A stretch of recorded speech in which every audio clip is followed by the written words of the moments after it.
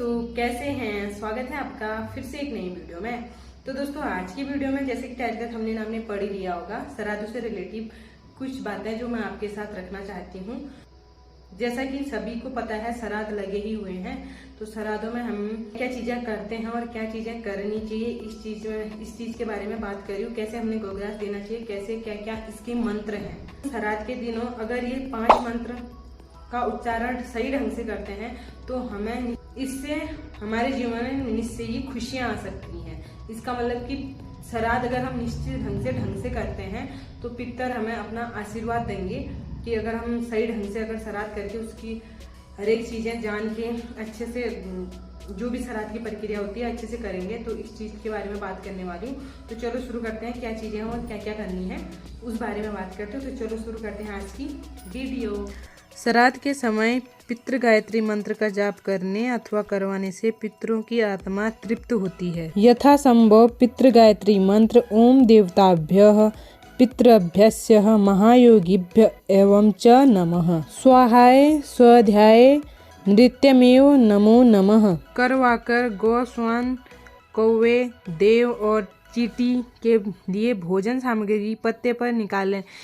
गाय के लिए पत्ते पर गोभ्यो नमः मंत्र पढ़कर भोजन सामग्री निकालें। कुत्ते के लिए भी 2 स्वानो नमः मंत्र पढ़कर भोजन सामग्री पत्ते पर निकालें। इसी के साथ कौवे के लिए भी वायसेभ्यो नमः मंत्र पढ़कर पत्ते पर भोजन सामग्री निकालें। देवताओं के लिए देवादिभ्यो नमः मंत्र पढ़कर भोजन सामग्री पत्तल पर निकालें। पिपीलिकादिभ्यो नमः मंत्र पढ़कर चींटियों के लिए भोजन सामग्री पत्ते पर निकालें।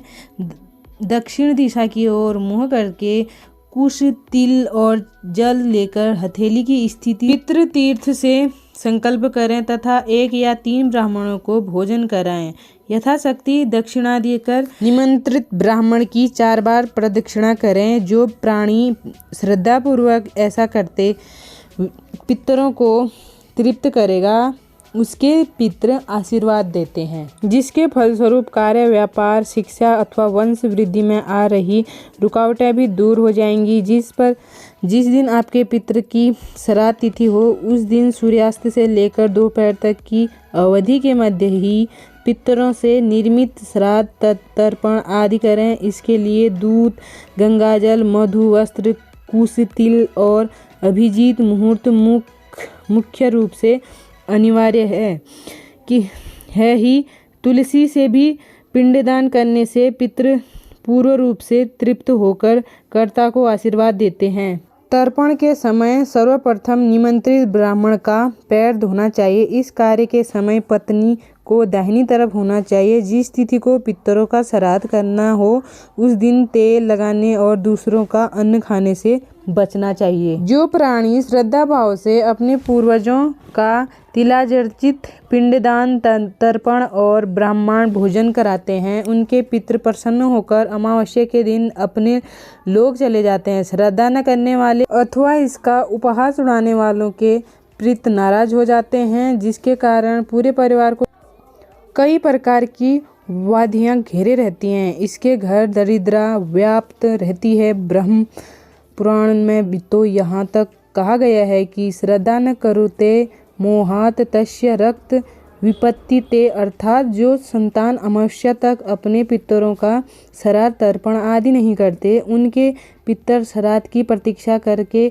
अपने परिजनों को श्राप देकर पुनः पितृलोक चले जाते हैं। श्राद्ध कर्म के द्वारा ही प्राणी पितृ ऋण से मुक्त हो सकता है। इसलिए शास्त्रों में श्राद्ध करने की अनिवार्यता कही गई है। जीव पाप पुण्य दोनों कृत्य करता है। पुण्य का फल स्वर्ग और पाप का नरक जन्मांतक में अपने लिए हुए। शुभाशुभ कर्म फल के अनुसार स्वर्ग नरक का सुख भोगने के पश्चात जीवात्मा पुनः 84 लाख योनियों की यात्रा कर निकल पड़ती है। अतः पुत्र पौत्रादि का कर्तव्य होता है कि वे अपने माता पिता तथा पूर्वजों के निर्मित श्रद्धा पूर्वक ऐसे शास्त्रोक्त कर्म करें जिससे उनको परलोक में सुख प्राप्ति हो सके। शास्त्रों में मृत्यु पश्चात अवैध दैहिक संस्कार, पिंडदान, तर्पण, श्राद्ध, एकादशाह, सपिंडीकरण, अशोचादित निर्णय और कर्म विपाद आदि के द्वारा पापों के प्रायश्चित का विधान बताया गया है। पितरों का आशीर्वाद हमारे लिए बहुत महत्वपूर्ण होता है। अगर पितर खुश हैं तो हम भी खुश हैं। तो यही चीजें इस वीडियो में मैंने आपको दिखाई। अगर आपको ये वीडियो अच्छी लगी है तो प्लीज लाइक करना। अगर वीडियो थोड़ी सी भी अच्छी लगी है लाइक करना। चैनल पे नए हैं तो सब्सक्राइब करना।